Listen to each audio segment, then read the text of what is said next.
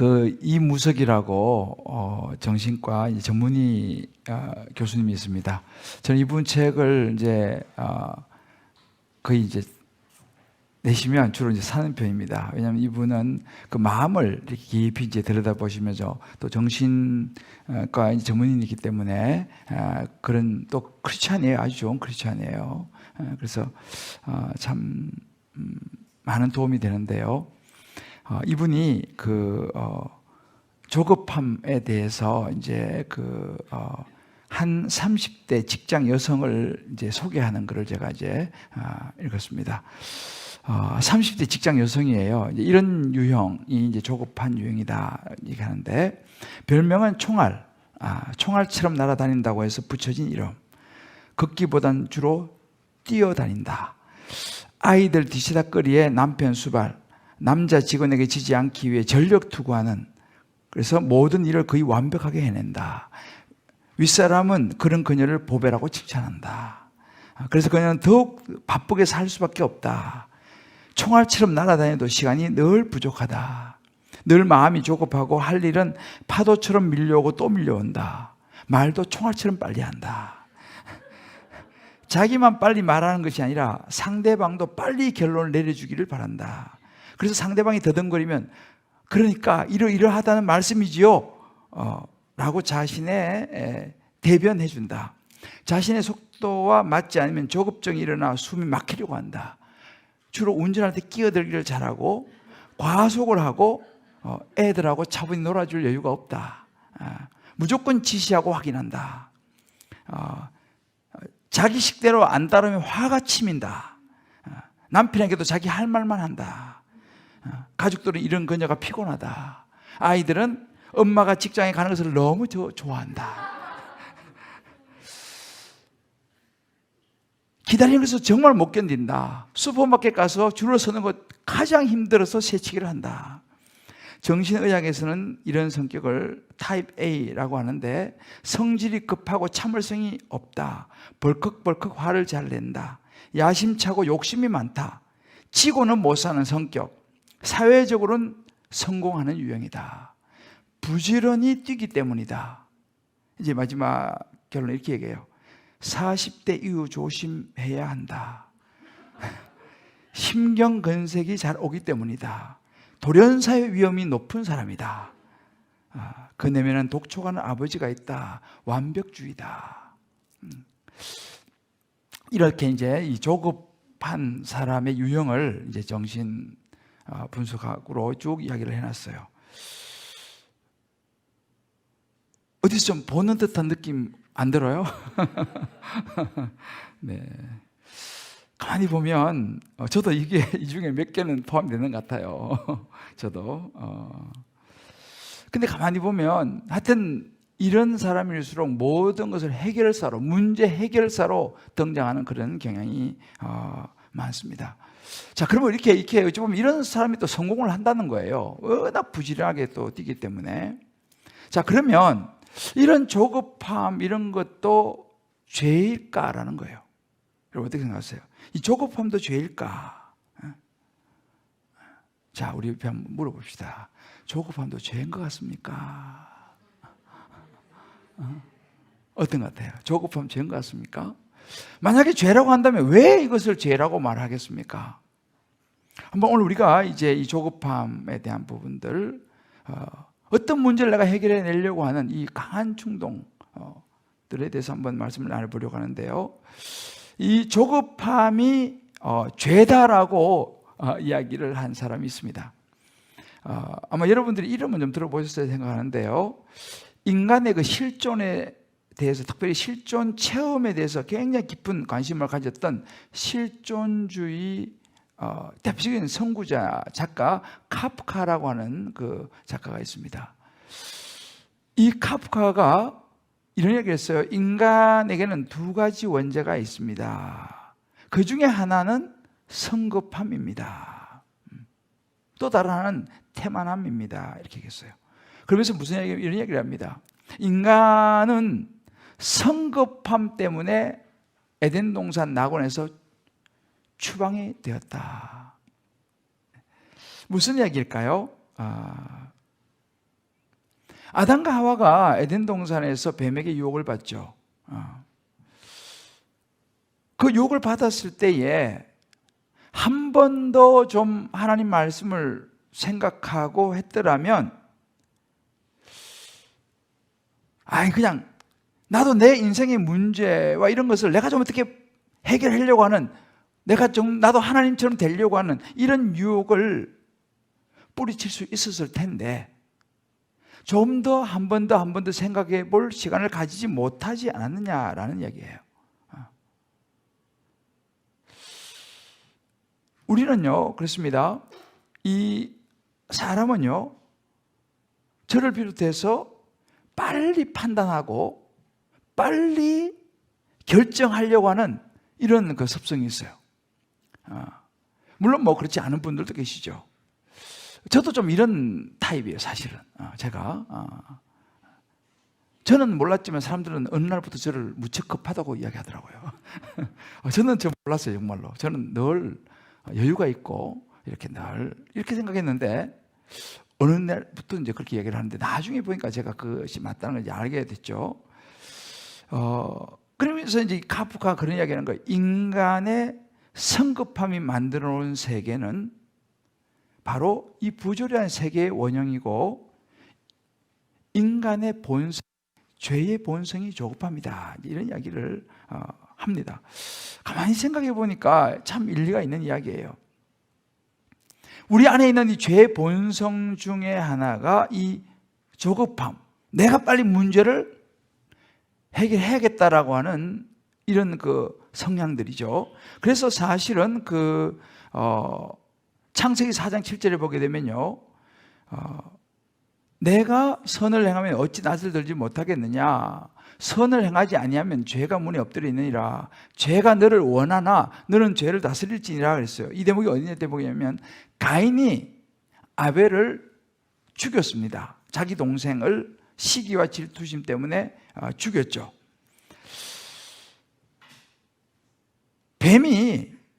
사단이 이 아담과 하와를 유혹했죠. 사단이 가인의 마음속에 들어가서 그 시기와 질투를 부추겨서 동생을 죽이게 만들었죠. 이 말은 뭐냐면, 우리 안에 있는 이런 그 조급함이라고 하는, 내가 모든 문제를 해결한다라고 하는, 어찌 보면 그런 모습으로 다가오는 이런 그 죄가 우리에게 올라온다는 것입니다. 그럴 때 우리는 그것을 다스릴 수 있어야 한다는 거예요. 이걸 못 다스리면 이제 죄의 유혹에 넘어가게 된다 라는 이야기입니다. 이렇게 보면 이 조급함이라고 하는, 여기서부터 이제 죄가 시작될 수 있다라는 것을 성경 우리에게 이야기를 해줘요. 여러분, 모세가 시내산에 하나님께서 모세를 부르셔서 올라가셨습니다. 시내산에 올라간 지가 40일이 됐습니다. 그런데 이 모세가 소식이 없어요. 시내산에 하나님 부르셔서 올라갔는데, 시간이 열흘, 20일, 30일, 40일이 다 지나가는데도 아무 소식이 없습니다. 죽었는지 살았는지. 자기들이 의지하고 따르던 그 지도자였지 않습니까? 그러니까 이스라엘 백성들이 불안하기 시작했습니다. 두렵기 시작했습니다. 이게 이제 오늘 우리가 읽었던 이 본문의 내용이에요. 자, 이제 마음이 조급해지기 시작했죠. 두렵기도 하고 불안하기도 하고. 왜? 지도자가 없습니다. 그들은 하나님을 믿었지만 모세를 통해서 항상 하나님의 말씀을 또 전달받았죠. 자, 이런 상황에서 이스라엘 백성들이 생각한 대안이 있어요. 자, 이스라엘 백성들이 생각한 대안이 무엇일까요? 그들은 보이는 하나님을 원했습니다. 이 이스라엘 백성들의 조급한 모습이 32장 1절, 우리가 읽었던 첫 구절에 나옵니다. 백성이 모세가 산에서 내려옴이 더딤을 보고 모여 백성이 아론에게 이르러 말하되, 일어나라, 우리를 위하여 우리를 인도할 신을 만들어 달라. 이 모세, 우리를 애굽 땅에서 인도해낸 우리 민족의 지도자, 그 하나님의 대변자, 그분은 어찌 됐는지 알지를 못하겠다. 왜 보이는 하나님을 만들어 달라고 한 이유가 여기 있죠. 그 모세가 죽었는지 살았는지 어떻게 됐는지 우리가 모르겠다는 거예요. 그러니까 이제는 불안하다는 거죠. 왜요?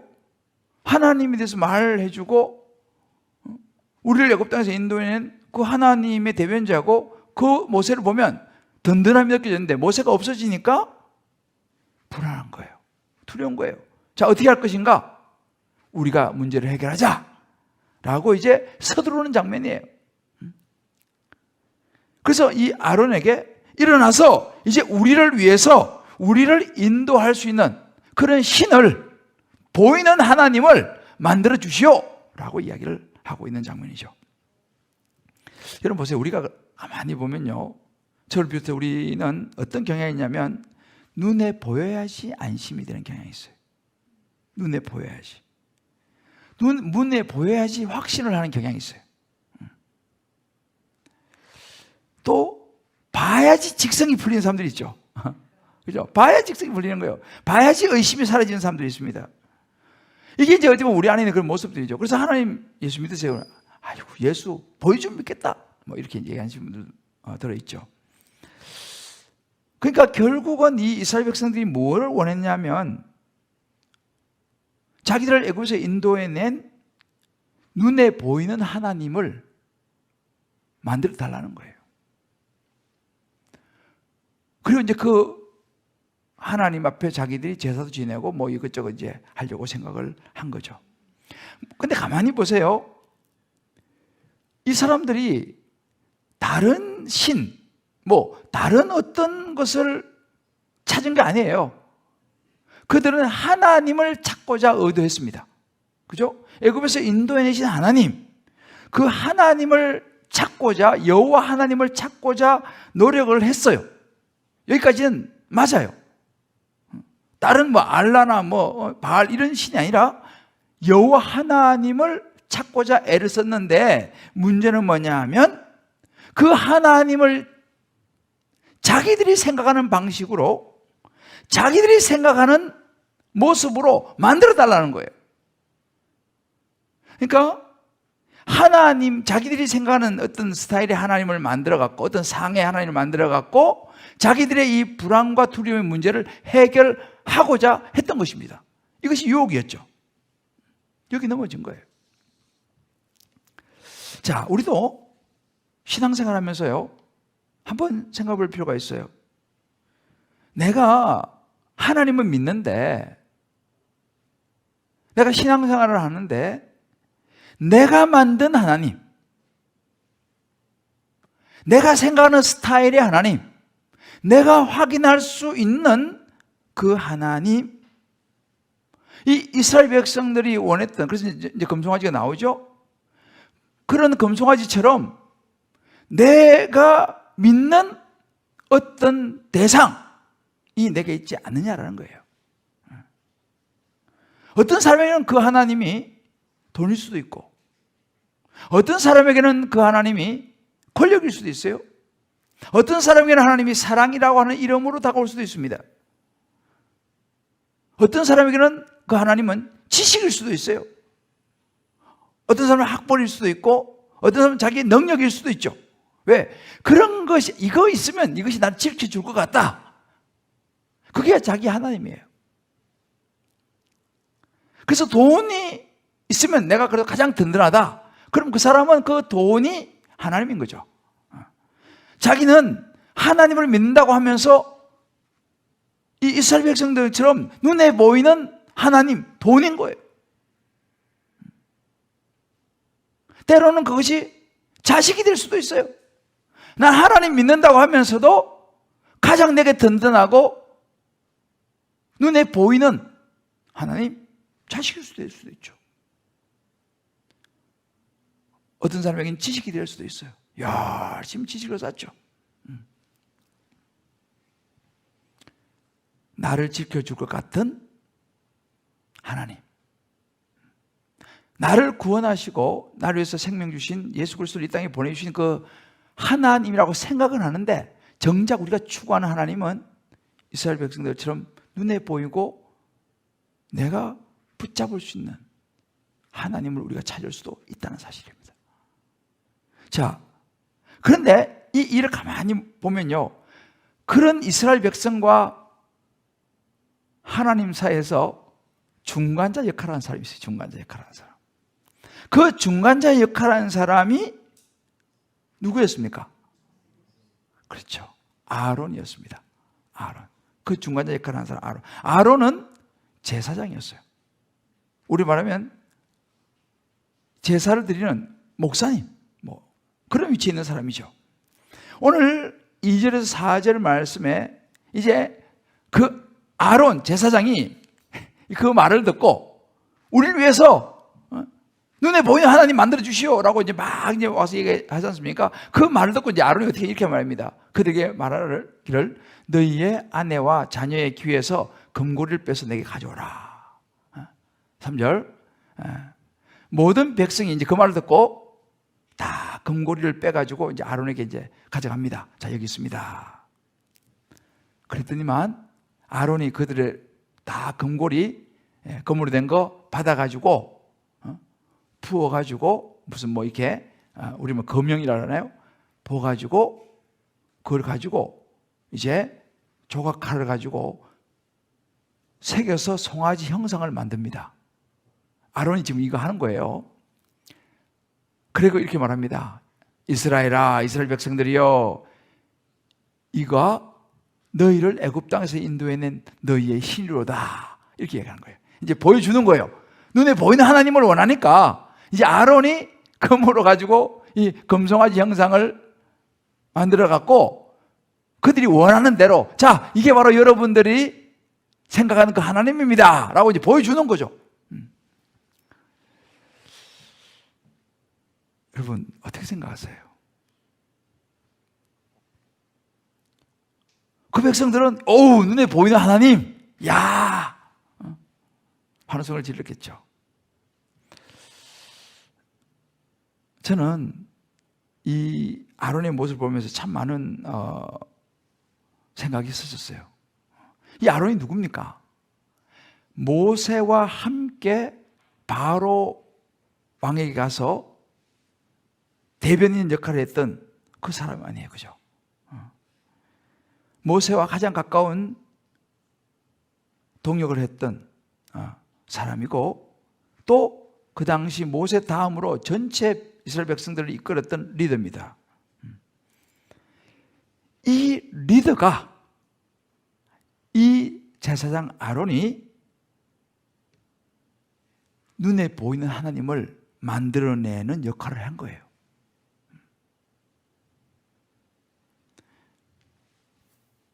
어떻게 됐습니까? 그 결과는 엄청난 가슴 아픈 일이 일어났어요. 나중에 3,000명의 사람이 죽게 됩니다. 3,000명의 사람. 아론이 이것을 분별했어야 되거든요.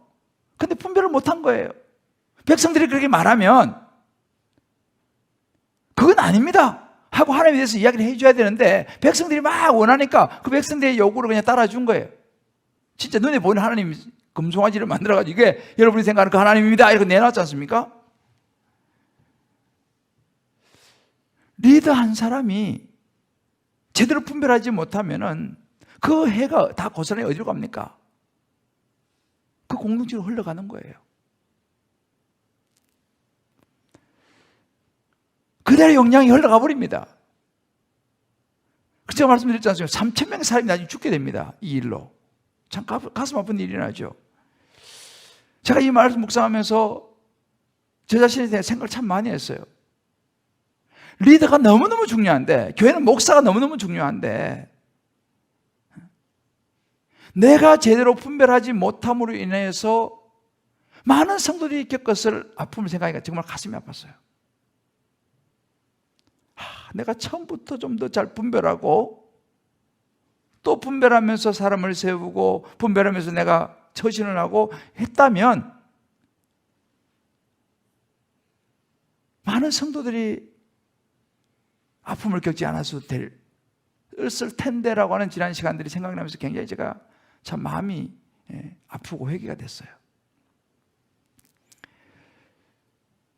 한 가정의 가장이 너무 중요하죠. 한 가정의 아빠 혹은 엄마가 분별하지 못하면 그것이 자녀들에게 흘러가는 거예요.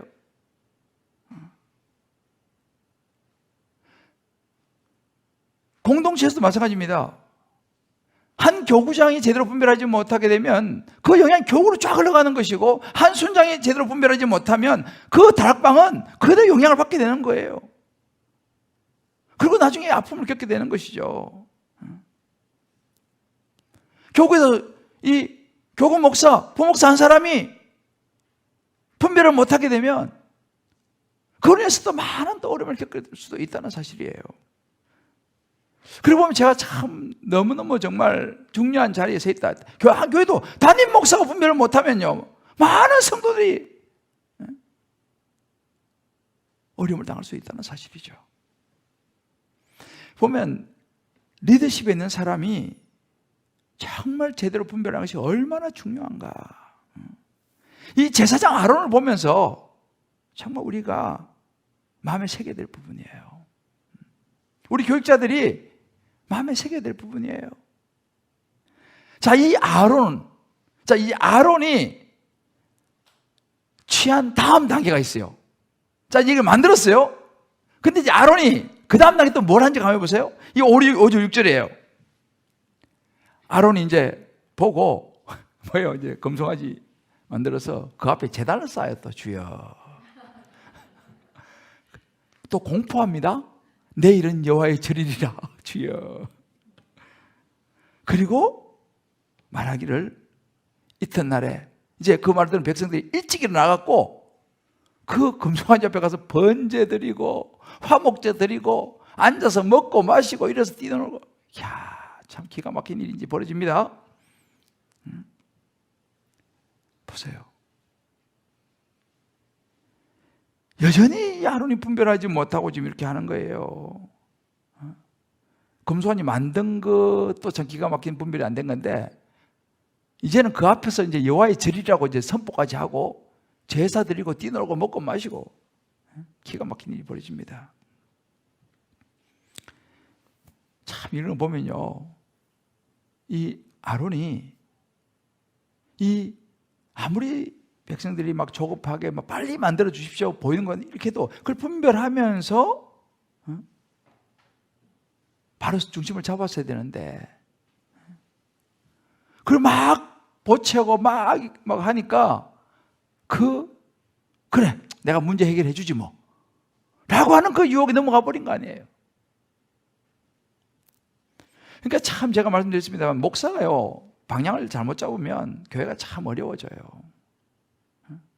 아론처럼 이렇게 해버리면요, 그냥 다 따라서 그 앞에 제사 드리고 예배 드리고, 그 예배도 마찬가지예요. 우리 교회가요 방향을 잘못 잡으면요 엉뚱한 방향으로 간다니까요. 그러면 누가 고생합니까? 성도들이 그냥 죽을 고생하는 거예요.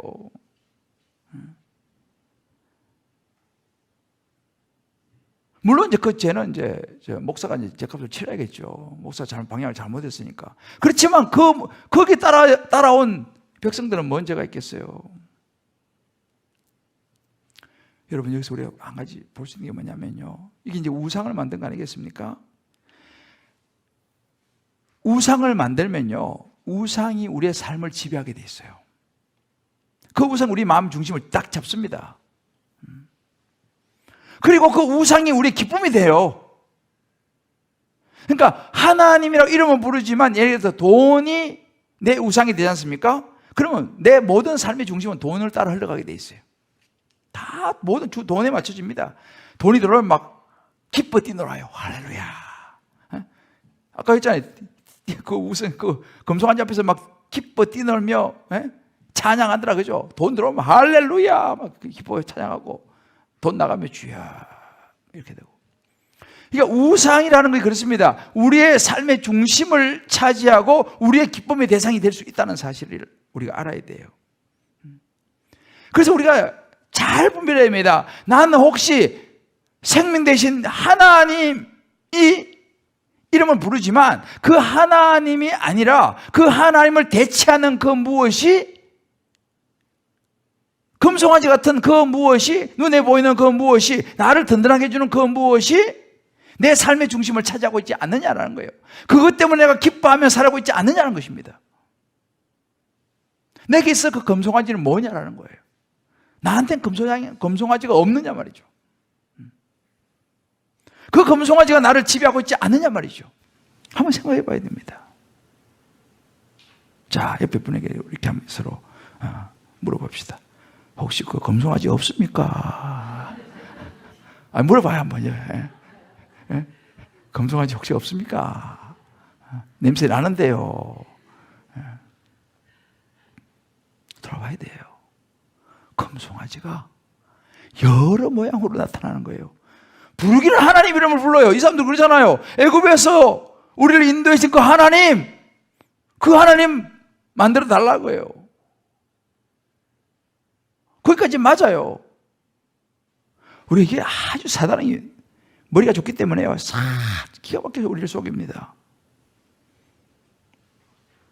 자, 그러면 여기서 우리가 한 가지 이제 짚어볼 게 뭐냐면, 이 모든 이 조급함, 이 죄의 출발이 어디서 왔느냐라는 거예요. 어디서부터 그러면 이 조급함이 시작되느냐? 하나님은요, 성경에 우리의 부패한 마음으로부터 시작했다 이렇게 말씀하세요. 우리 부패한 마음. 우리의 부패한 마음. 나의 영향력 밖에 있는 하나님이 아니라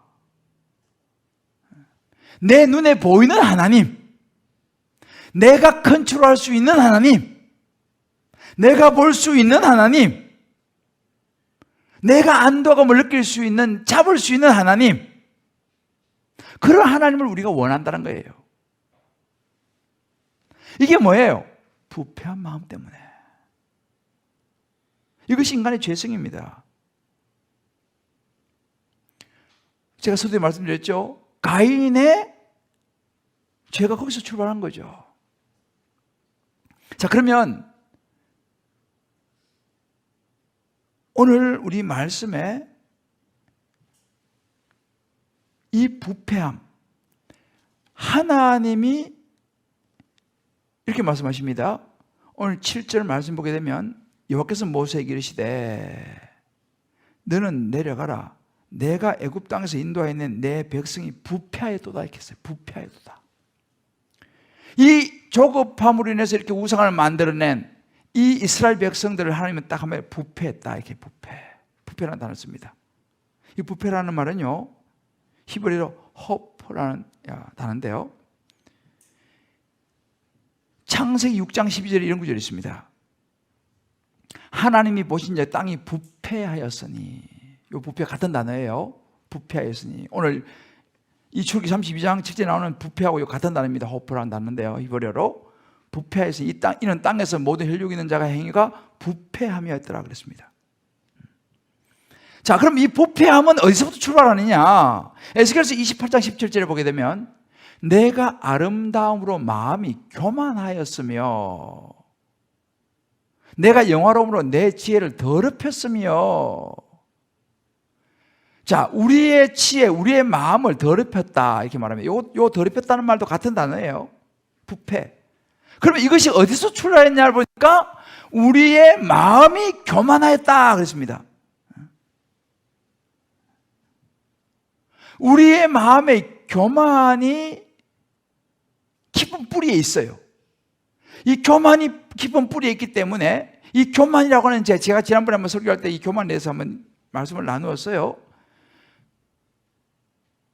우리가 이 죽음에 이르는 죄 7가지 중에서 첫 번째가 교만이라고 제가 지난번에 좀 다뤘습니다.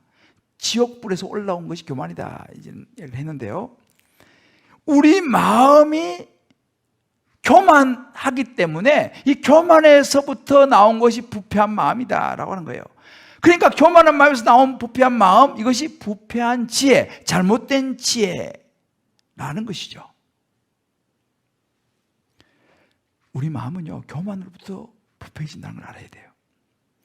이스라엘 백성들이 9절에 이렇게 말합니다. 하나님께서 여호와께서 또 모세에게 이르시되 내가 이 백성을 보니 뭐예요? 목이 뻣뻣한 백성이라고 그랬어요. 목이 뻣뻣한 백성이다. 자, 고개 한번 돌려봐요. 이렇게 한번 돌려봐요. 어때? 뻣뻣해요. 이게 지금 부드럽습니까? 이거. 뻣뻣한 사람 이게 잘 안 돌아가요, 이게. 이렇게 되는 거예요. 고린도서 11장 3절에 보면 뱀이 그 관계로 하와를 미혹한 같이 너희 마음이 그리스도를 향하는 진실함과 깨끗하면서 떠나 부패할까 하노라 했어요. 여기도 부패 똑같은 단어가 나옵니다. 부패. 왜요? 우리 마음이 하나님께서 떠나면요, 교만해지게 돼 있어요. 교만은 부패를 낳습니다. 하나님께서 말씀하신 7절에도 이렇게 말씀하셨죠. 내가 애굽 땅에서 인도하여 내 백성이 부패하였도다. 자, 그럼 부패가 뭐냐? 교만한 마음의 핵심에 뭐가 들어있냐? 오늘 우리 말 8절에 보면 이렇게 문제가 있습니다. 그들이 내가 그들에게 명령한 길을 속히 떠나 자기를 위하여, 이거 중요한 단어예요. 딱 동을 쳐서 자기를 위하여 송아지를 부어 만들고 자기를 위하여 그것을 예배하며 그것에게 제물드리며 말하기를 이스라엘아 이는 너희를 애굽 땅에서 인도해 낸 너희 신이라 해도다. 보세요. 이스라엘 백성들은요, 그 하나님을 자기를 위해서, 중심이 자기예요. 하나님이 아니에요. 자기예요, 자기. 자기를 위해서 송아지를 부어 만든 거예요. 자기를 위해서 눈에 보이는 하나님을 만든 거예요. 자기를 위해서. 이것이 교만입니다. 이것이 부패한 마음이에요. 이 송아지를 자기를 위해서 만든 송아지, 누구를 위해서 만들었어요? 자기를 위해서, 자기 좋으려고. 하나님도 자기를 위해서 존재하는 존재예요. 자기를 위해서 필요한 게 하나님이에요.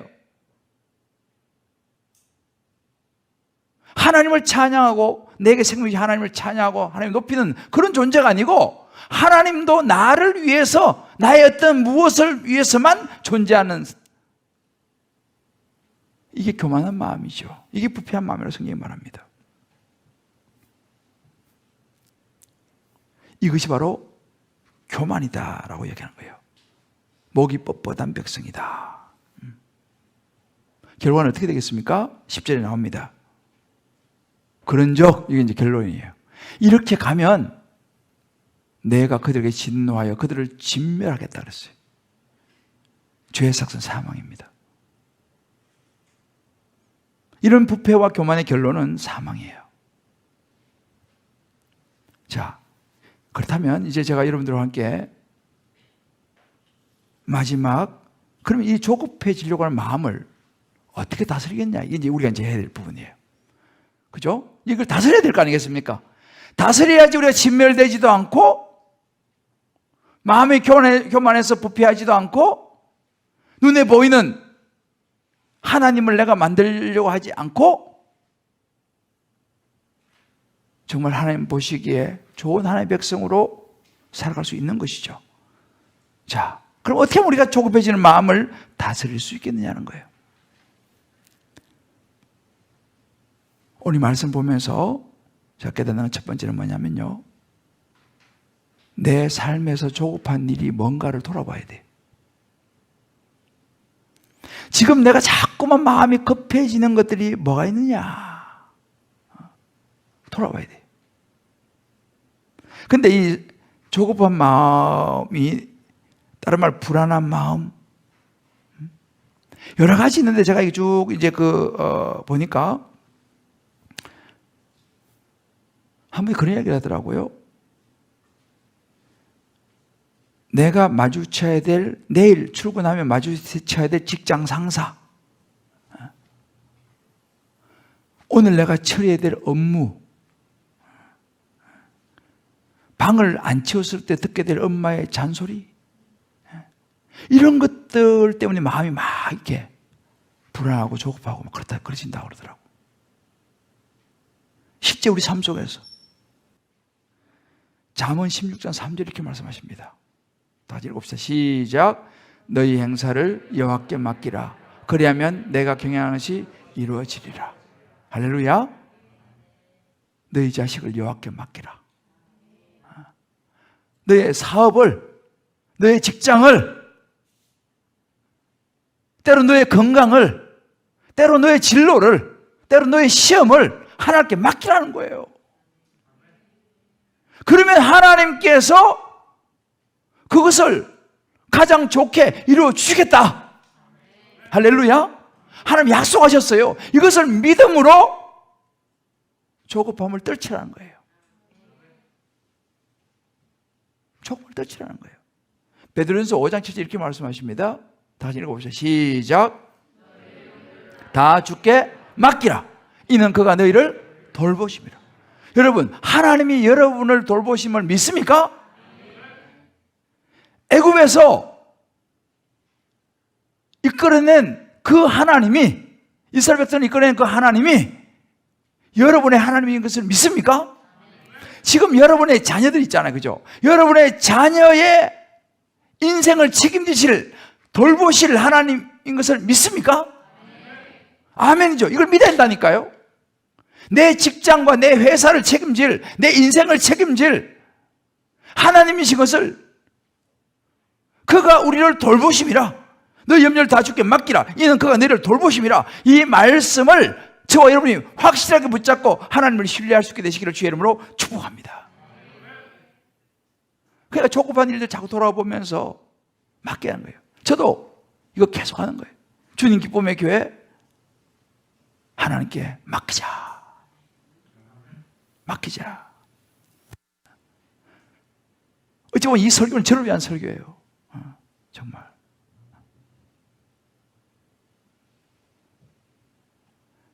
저도 좀 제가 막 모든 걸 하려고 하는 그런 성향이 아주 많아요, 지금 사실은. 그런데 이 말씀을 하면서 저한테 설교하는 거예요. 하나님께 맡기라. 주님 기쁨의 교회 하나님께 맡기라. 그리하면 너의 경영하는 것이 이루리라.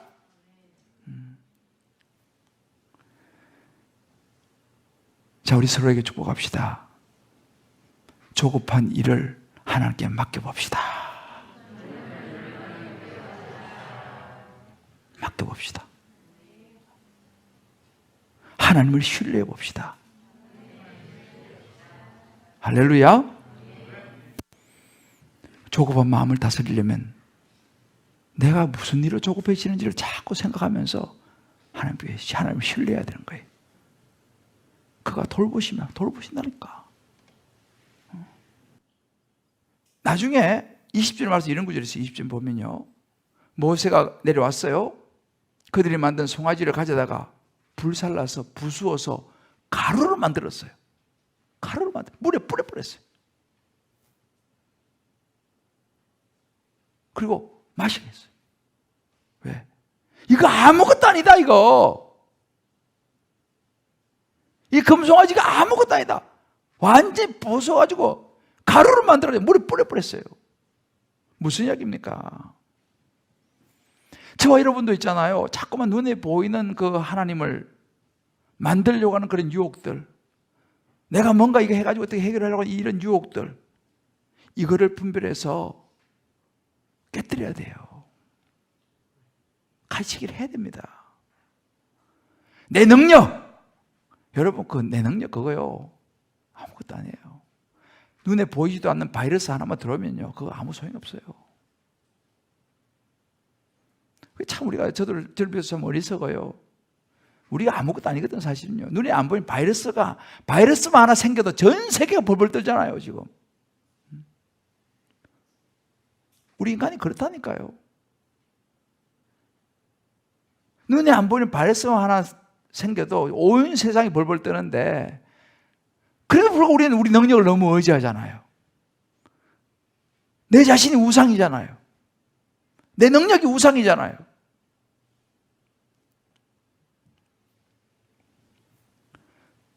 우리가 이 조급해지는 마음을 다스리려고 하면 그 나도 모르게 생겨나는 우상들을 분별하고 자꾸만 깨뜨려야 돼요. 그래야지 그 조급한 마음을 다스릴 수 있을 줄을 믿습니다. 그리고 마지막으로 그래도 조급함 때문에 넘어졌을 때 어떻게 되냐. 오늘 설교 들었는데 또 문 딱 여는 순간 어떡하지? 또 이 조급함이 넘어진다는 말이죠. 자, 그럼 이럴 때 어떻게 해야 되냐, 그죠? 이것도 우리가 이제 참 성경은 굉장히 자세해요. 자, 이스라엘 백성들이 아론을 비롯해서 넘어졌습니다. 어떻게 했어요? 모세가 하나님 앞에 기도하죠. 모세가 하나님 앞에 백성들을 대신해서 제 용서를 구하는 기도를 하는 거예요. 하나님, 우리 백성들 용서해 주십시오. 용서해 주십시오. 모세가 대신 하나님의 긍휼을 구하는 기도를 합니다. 그랬더니만 14절 어떤 일이 났을까요? 다 읽읍시다. 시작.